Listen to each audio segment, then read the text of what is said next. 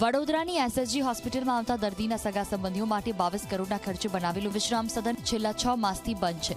આ વિશ્રામ સદનમાં દર્દીના સગાને 40 રૂપિયામાં રહેવા માટેની સગવડ, 20 રૂપિયામાં નાસ્તો અને 60 રૂપિયામાં ભોજન આપવામાં આવતું હતું. પરંતુ કોન્ટ્રાક્ટર રાખનાર એજન્સી જતી રહેતા આ સદન બંધ કરી દેવામાં આવ્યું છે. આ વિશ્રામ સદન બંધ રહેતા દર્દીના સગા માટે આશીર્વાદરૂપ સુવિધા ખોરવાઈ ગઈ છે. 6 માસથી આ વિશ્રામ સદન બંધ રહેતા દર્દીના સગાને ભારે હાલાકી ભોગવવી પડી. 6 માસથી બંધ વિશ્રામ સદન શરૂ કરવા માટે નવા ટેન્ડર મંગાવ્યા, પરંતુ હજુ સુધી તંત્રને કોઈ એજન્સી નથી મળી. સખાવતી સંસ્થાઓ તરફથી અરજીઓ મંગાવવામાં આવી છે. ફક્ત 2 જ અરજીઓ આવેલ.